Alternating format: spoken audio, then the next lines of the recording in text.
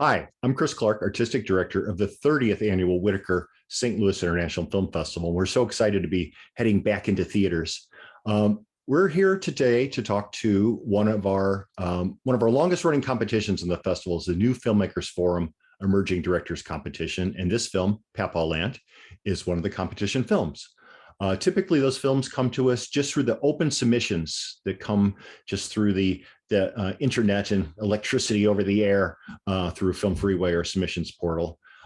This one had a few local connections. Some of the post work was done at a local post facility, 90 Degrees West. And for full disclosure, I did not select this film because the director's wife's aunt was in my brother's wedding. That didn't affect this at all, but here we are, and that was an interesting factoid that I think is just hilarious. So hi, this is Justin Blake Crum, director of Papaw Land. Hi, Justin.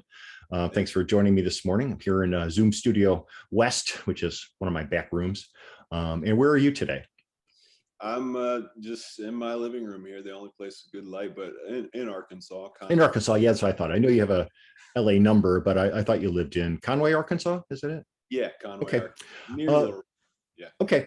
And I've been to Arkansas many, many times over time, most recently to Bentonville. And I love the beauty of the state. And, that's what struck me first about your film is, as they're driving down to Papaw's house, I recognize that geography and those very plants and trees and even the, kind of weeds and stuff around the side of his house. And I recognize it all. And it just felt, kind of homey to me being a Midwestern boy. But in your somewhat brief, 77 minutes film, it's not very long compared to other films in the competition or just films in general, which mostly clock in at 90 and above. Yeah. But so much raw emotion comes through, and I it just resonates to this day, even from when I first saw it. Nothing happens in some ways, but just the pain that's in there just shimmers, like summer heat on a asphalt blacktop that we know from being kids growing up in this area. So very personal too. This is relating to your own life and your own family experiences. Not exactly, what happens with our young protagonist. Sure. So I don't even know where to start, but maybe him, maybe the kid. He's as much of a main character as Papaw, or maybe is the main character. Yeah. Is he an actor? Is he a non-actor? That's what I wondered about most of them. How much acting they really did, or was this sort of an organic put together of those elements that really made magic come out of the bottle on the other end? Yeah, it was most of the actors in the movie either had not acted at all or had done some theater acting. The only one who had done any acting at all in a film, even a small role, is Papaw. He was in a small role in a Frankie Muniz movie from like 20 years ago, when he was still playing the grandpa even then. So it tells you how long he's been playing grandfathers. But he's the only one that had a real experience. The others, it was more of I was trying to find non-actors. Yeah, no, I think it fit with the vibe of what you were trying to do, and sifting through the emotions of the character, your own emotions, must have been hard to watch and write some of that. So that's always advice given to young filmmakers or writers or artists, do what you know. And you did what but this isn't a typical first film in any way. I reread your submission page. I kind of like to comb through all those things, and I do that before I watch films, and then I go back to it when I'm making decisions. And I reread it again this morning because I wanted to pull out a few things that you said. One thing that really stood out to me all this time, and that the film is about the pain and purpose of family. And what a short, powerful statement that is, because you don't get to pick them, and you're forced with them, and sometimes generational things, and it's not always blood DNA inheritance. You can inherit many other things as well, your mental well-being. So the generational rage is something that I came up with that came from Papaw through the mom, Yeah. and little things showed it along the way, and your efforts to address toxic masculinity. Yeah. So tell me a little bit about the process of, why you chose this as opposed to, a comedy romp or a, teen, sex comedy at the drive-in, or the more typical, first feature. How did you get to here? That's a good question.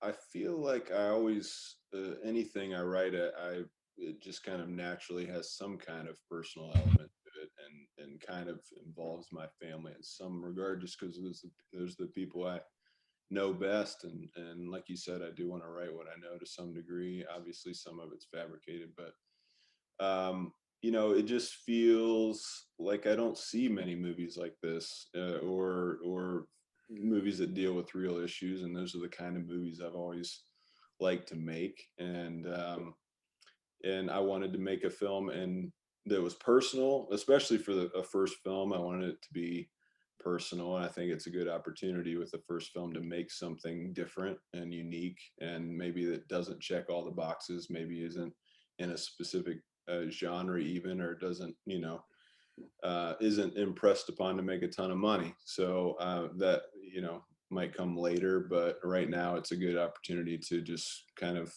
learn and make something personal, but also make something in my own community. And that was important to me too, was making something that I could do in Arkansas with the people that I live near, and the locations I live near, using the resources we have. It was almost a way of getting to know the state better, because I moved here about 7 or 8 years ago. And when we started this, I still felt like I hadn't, road tripped or traveled around. And it was an opportunity to do that too, to just kind of really get to know the state. So it was great for that. Yeah, it's in a way, it was its own character. Yeah. Two, because they're out in the countryside, in a small town, but still out in the countryside. So the deafening quiet surrounding this rage that I just felt boiling off that boy's face constantly. Yeah. And, even the slightness of Papaw's reactions when he knew he was, many times that he was lying or was having problems. But a sullen teenager, I was a sullen teenager. I'm a sullen adult, I know, when you're going through stuff like that, the boy couldn't communicate, was so filled with anger and rage and not understanding things. Yeah. So there's a lot there. Kind of just bred within him. I found with my family, a lot of families I'm near, that kind of feeling is just it seeps into you, and it just comes out in Mhm, these little startling ways that you can't explain necessarily when you're living it. mhm. And But in a field, that having a non-actor in that role that got it on some level, sometimes it seemed like it was real, that like it was his normal day. But it was the right fit, and it was the right yeah. person, and he kind of went with it all. And just a full disclosure too, that kid is my cousin. You're my second cousin, Mhm, actually. Yeah, my cousin's son. And so we had a really hard time finding him, and it kind of came down to someone that I was familiar with, that I knew would be natural with me, and if they could be natural with me, they could hopefully be natural on camera. So mhm.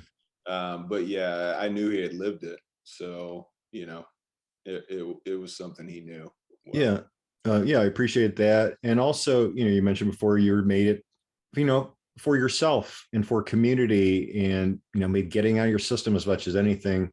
Yeah. I People have their own paths and I respect them all, but some people make their first film and think, hey, I'm going to Sundance and I'm gonna make my way through Hollywood with this first film. And they have a different, more aggressive path, and that wasn't yours. And that stood out. And I think it made the film a little more special. Really resonated uh, to me in many, many ways. Where has it shown before? And, tell me, what you're done with it. So, and it's out in the world. I know you submitted a while ago. Yeah. So have you shown places? No, festivals? St. Louis is the world premiere, actually. Oh, okay. Yeah, Good for I don't us. know. Yeah, I mean, we've certainly tried this year. It's been, Mhm. it's been tough for, there's just a lot of festivals that have going through their own issues and have less slots, and we've certainly tried to play it this entire year, but no, we're hoping this will kick it off, and we'll get to go to a bunch of places next year. Yeah, It's it's a wide world out there, and lots of variables, and this requires a particular mindset, for who are the people that are watching it, and the right spot, because it is what it is. yeah, But I think there's great value to the emotion and power of your storytelling, and I surely want to see more. And I want a whole bunch of people besides your family that are coming to the live screening at the festival, yeah. which I'm happy to be able to do, including my sister-in-law, who's friends with your wife's aunt. So the circle will be complete That's at right. long last. Uh, well, that's unless you have any other comments to say, I guess that's about all the time we have for our guests here that have watched the film virtually, and our viewers on YouTube. We don't know yet where you'll be able to see the film, but keep the name of the film and the pronunciation of the film in mind. Papaw Land. We had a Mama and Pawpaw were the way we Yeah. pronounced it in the upper middle Midwest, but it's the same kind of in term of endearment.